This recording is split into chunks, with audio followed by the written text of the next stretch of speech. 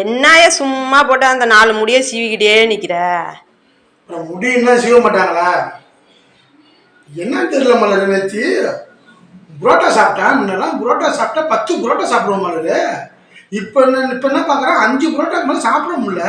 வயசு ஆகிட்டா என்னன்னு தெரியல. மீதி 5 புரோட்டா வீட்டுக்கு கட்டி எடுத்துட்டு வர வேண்டியதுனாயா?